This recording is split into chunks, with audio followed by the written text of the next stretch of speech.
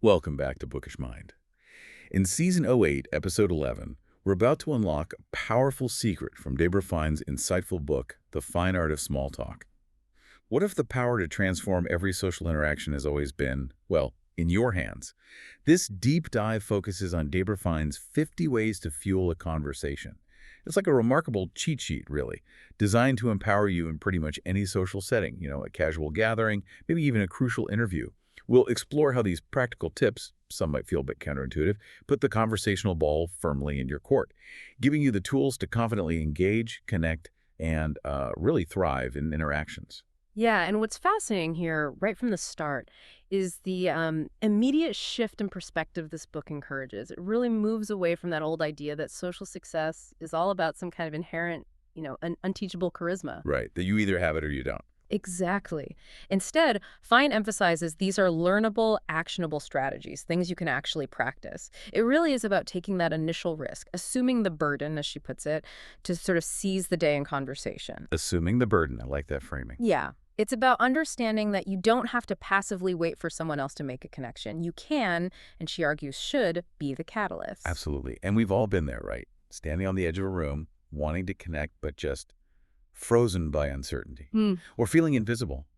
Debra Fine says the key to unlocking that moment isn't waiting to be chosen, but becoming the chooser. So let's unpack this first part. She calls it the proactive initiator, taking the first step. Okay, and this brings up a really important question. If it's potentially that straightforward, why do so many of us hesitate? Good question. Fine suggests that our biggest barrier is often ourselves, specifically that fear of rejection or maybe just awkwardness. Her core insight here is that anticipating success and being prepared can almost completely dismantle that initial fear. It shifts the whole dynamic. From apprehension to opportunity. Precisely. That's a powerful reframing. Yeah. Instead of bracing for failure, you're actually expecting a positive outcome. And the source gives some incredibly direct advice on how to embody that proactive spirit. She doesn't really mince words. For instance, tip 1 is simply, be the first to say hello. It sounds so basic, almost too simple. But how often do we actually stand back and wait for someone else? It's deceivingly simple, isn't it? The power in just being the first to say hello isn't only about politeness, it's kind of a strategic power move. It immediately positions you as confident, approachable. Okay. It takes the pressure off the other person, and psychologically, it subtly places you in control of how the interaction begins. It's almost an act of generosity. I can see that, yeah. It's like you're signaling, hey, I'm open, I'm friendly, I'm taking the lead here. And then she builds on that boldness. Tip 3, take risks and anticipate success. That feels like more than just a mental shift, doesn't it? It pushes you out of your comfort zone, but with this kind of safety net of positive expectation. Exactly. Fine gets that taking risks can feel, well, daunting. So the anticipate success part is crucial. It's not about some kind of blind optimism. It's more about recognizing that most people want to connect. They're often just as nervous as you might be. So by anticipating a good outcome, you project a more welcoming energy, which in turn makes a good outcome more likely. Yeah. It's almost a self-fulfilling prophecy of connection. Okay, I like that. And Fine doesn't just leave it at mindset, does she? She offers practical, almost like behind-the-scenes prep. One tip that really stood out, tip 50, way at the end, is prepare ahead of time for each social or business function. When I first read that, I thought, prepare for small talk, really. But it makes so much sense. It really does. And connecting this to the bigger picture, preparation isn't about scripting every single word you're going to say. That would feel totally artificial. Right, stiff. Yeah. Instead, it's about building a foundational confidence, having a kind of mental toolkit ready to engage. Maybe having a few open-ended questions in mind, nothing too personal, or just being aware of a couple of current events. Reduces that deer in headlights moment. Exactly. It's about being ready to seize the day by actively seeking out connection, not just passively waiting for it to happen to you. It's recognizing you have agency in these interactions, and a little bit of forethought can significantly cut down anxiety and, well, boost your effectiveness. Okay, so you've taken that brave first step. You've said hello, maybe offered a handshake, used their name. But here's where it gets, I think, really interesting and often where people stumble.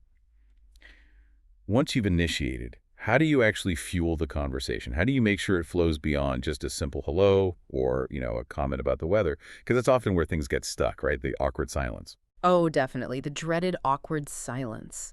This is where the depth of connection really starts to happen, or doesn't. It's not just about talking, it's about how you listen, how you share, and how you adapt to the other person, like in real time. The book really highlights the power of genuine curiosity, which to me is the true engine of any sustained conversation. Genuine curiosity, not just pretending. Right. It's about genuinely wanting to learn about someone, not just waiting politely for your turn to speak. Oh, I've definitely been on the receiving end of someone just waiting for their turn. It's not fun. Fine has some brilliant insights here. Let's dig into a couple. First, this idea of active listening and curiosity. She pushes us, tip 40, listen carefully for free information. What exactly does she mean by free information, and why is it so crucial? Free information. It's conversational gold. Seriously, it's those little nuggets people drop casually, almost as an aside. They aren't direct answers to your questions, but they reveal something more. Like little clues. Exactly. For example, someone might say, "Oh, I was so tired this morning, my kids had me up early for soccer practice." The free information there isn't just about them being tired. It's that they have kids, and that soccer is involved. Okay, yeah. Multiple threads. Right. You now have 2 new threads to pull on. Oh, how old are your kids? Or does your family enjoy soccer? It shows you were truly listening, not just nodding along politely. It's how conversations naturally expand and deepen without feeling like an interrogation. That's incredibly insightful. So it's about being an active detective, finding those clues. And once you have that free information, she advises, tip 43, always search for the things that really get another excited. How does that play out in practice? Because it feels like kind of a high bar, finding someone's passion right away. Yeah, it's not necessarily about immediately uncovering their deepest life passion in the first 5 minutes. Okay, good. It's more about observing their energy. When you ask questions based on that free information, pay attention. What makes their eyes light up? What makes their voice get more animated? If you mention soccer and they suddenly lean forward and launch into a story about their child's winning goal, bingo. Yeah. You've found an excitement point. Okay. Follow the energy. Yes, it might be their hobby, their work, a recent trip, maybe a book they just read. Once you find that, you've hit a conversational jackpot. Yeah. Because people genuinely love talking about what they're enthusiastic about. It's where that real connection starts to spark. That makes a lot of sense. Less about a grand reveal, more about tuning in. Now, it's not just about listening, right? Fine also emphasizes expressing yourself and balancing the flow. Tip 11 says, communicate enthusiasm and excitement about your subjects and life in general. Is there a risk there, though, of sounding maybe over the top or inauthentic if you're trying to project enthusiasm you don't always feel? That's a fair point. And the key here isn't to put on some kind of, theatrical performance. It's about finding that genuine kernel of enthusiasm within yourself and letting it show. If you're talking about something you genuinely enjoy, let your voice, your face reflect that. People are naturally drawn to positive energy. And if you're really struggling to feel enthusiastic about anything in that moment, They've all been there. yeah, then shift back to curiosity about them. It's a balance. And Fine is quick to add the importance of authenticity, tip 14. Let the natural person in you come out. It's about being yourself, but maybe your best conversational self. That's a good distinction. Your best self, not a fake self. And speaking of balance, she has tip 26, which feels crucial. See that the time is balanced between giving and receiving information. Sounds simple, but I think many of us struggle with that. We either overshare or we just clam up. Absolutely. That balance tip is fundamental for a reason. It's the difference between a conversation and a monologue, or an interrogation. If you're dominating, the other person will likely disengage. If you're only asking questions and not offering anything about yourself, it feels weird, like an interview. Fine sort of suggests using a mental timer. Am I talking too much? Are they talking too little? It's not about a precise 50-50 split, but about feeling the rhythm.